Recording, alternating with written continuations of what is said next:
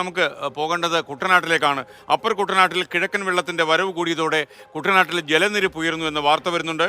എടത്വ, തായങ്കരി, തലവടി തുടങ്ങിയ ഇടങ്ങളിലെ താഴ്ന്ന പ്രദേശങ്ങളിൽ വെള്ളം കയറിക്കഴിഞ്ഞു. തോട്ടപ്പള്ളി സ്പിൽവേ തുറന്നു. 10 ഷട്ടറുകൾ ഇപ്പോൾ തുറന്നു വെച്ചു.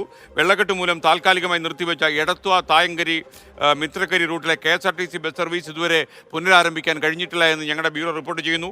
ജില്ലയിൽ മഴക്കെടുതിയിൽ ഒരു മരണവും ഉണ്ടായി. അതും സങ്കടകരമായ ഒരു സാഹചര്യം ഉണ്ടായി. കൂടുതൽ വിശദാംശങ്ങളുമായി ആലപ്പുഴയിൽ നിന്നും ഞങ്ങളുടെ പ്രതിനിധി മനീഷ് മഹിപാൽ തത്സമയം ചേരുകയാണ്. മനീഷ്, ആലപ്പുഴ ജില്ലയിൽ പൊതുവെ ഇന്നത്തെ വാർത്താ പകലിൽ സ്ഥിതി എന്തായിരുന്നു? ഇപ്പോൾ ആലപ്പുഴ ടൗണിൽ മഴ പെയ്യുന്നുണ്ടോ? വിദ്യാഭ്യാസ സ്ഥാപനങ്ങൾക്ക് അവധി പ്രഖ്യാപിക്കേണ്ട സാഹചര്യം നിലവിലുണ്ടോ? ജില്ലാ കളക്ടറുടെ എന്തെങ്കിലും അറിയിപ്പ് നമുക്ക് ലഭിച്ചോ ഇക്കാര്യത്തിൽ?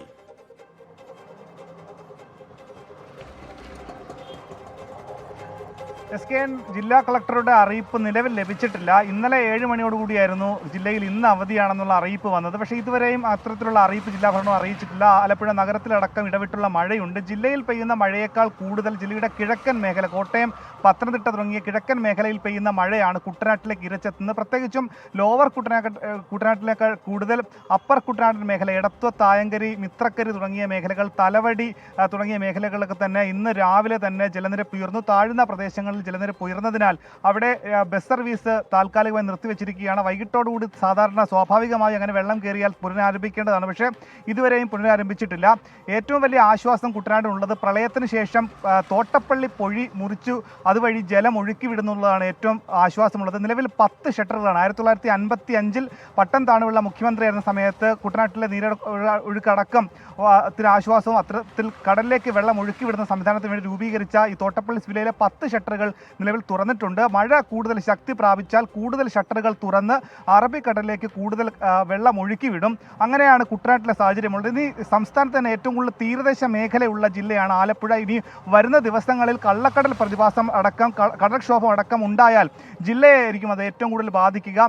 കഴിഞ്ഞ മാസം അടക്കം ജില്ലയിൽ വലിയ രീതിയിലുള്ള കടൽക്ഷോഭം ഉണ്ടായിരുന്നു. പുന്നപ്ര ഹാർബർ അടക്കം നിലവിലും അപകടാവസ്ഥയിലാണ്. അതുകൊണ്ട് തന്നെ കടൽക്ഷോഭം ഇനി വരുന്ന ദിവസങ്ങളിൽ അല്ലെങ്കിൽ വരുന്ന മണിക്കൂറുകൾ ഉണ്ടായാൽ അത്തരത്തിലുള്ള അപകടങ്ങൾ, ഒപ്പം തന്നെ വീടുകളിലേക്ക്, കുടുംബങ്ങളിലേക്കടക്കം വെള്ളം കയറുന്ന ഒരു സാഹചര്യത്തിലേക്ക് എത്തും.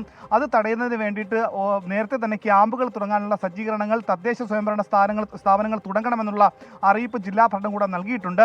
ഇനി മറ്റൊരു വിഷയം ജില്ലയെ സംബന്ധിച്ച് ശക്തമായി വീശിയടിക്കുന്ന കാറ്റാണ്. മഴയേക്കാളേറെ അപകടം വിതച്ചിട്ടുള്ളത് ജില്ലയിൽ കഴിഞ്ഞ 3 ദിവസങ്ങളായി 16-ലേറെ വീടുകളാണ് ഭാഗികമായും പൂർണ്ണമായും തകർന്നത്. ഇന്നലെ രാത്രി 12 മണിക്കാണ് പൂച്ചാക്കലിൽ അവിടെ ഒരാളുടെ വീട് തകർന്ന വീട്ടിലുണ്ടായിരുന്ന 3 പേർക്ക് അപകടത്തിൽ പരിക്കേറ്റു. അവർ ആശുപത്രിയിലാണ്. ഒരാൾ തിങ്കളാഴ്ച രാവിലെ ഉണ്ടായ അപകടത്തിൽ പരിക്കേറ്റ ഒരാൾ ഇന്ന് രാവിലെ മരിച്ചു. 30 വയസ്സ് മാത്രം പ്രായമുള്ള ഉനൈസാണ് മരിച്ചത്. ഉനൈസ് അടുത്ത ഞായറാഴ്ച സൗദി അറേബ്യയിലേക്ക് ഒരു ജോലിക്ക് വേണ്ടി പോകുന്ന ആവശ്യത്തിന് വേണ്ടി അക്ഷയ കേന്ദ്രത്തിലെത്തി ഭാര്യയെ മടങ്ങി പോകുമ്പോഴാണ് മഴ വന്നതിനെ തുടർന്ന് ഒരു മരത്തിൻ്റെ ചുവട്ടിൽ നിൽക്കുന്ന സമയത്താണ് പെട്ടെന്ന് മരം കടപുഴകി വീണ് അദ്ദേഹത്തിന് പരിക്ക് പറ്റിയതും തീവ്രപരിചരണ വിഭാഗത്തിൽ അദ്ദേഹത്തിനെ ശസ്ത്രക്രിയക്ക് അടക്കം വിധേയനാക്കിയെങ്കിൽ ജീവൻ രക്ഷിക്കാനായില്ല.